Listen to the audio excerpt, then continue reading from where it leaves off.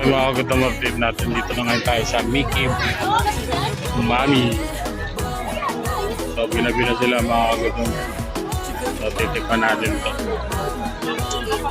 Natulog ngayon sila. Dami. Ang pala yung serving nila. 65 pesos with rice niya kaya Timek. Ayan o.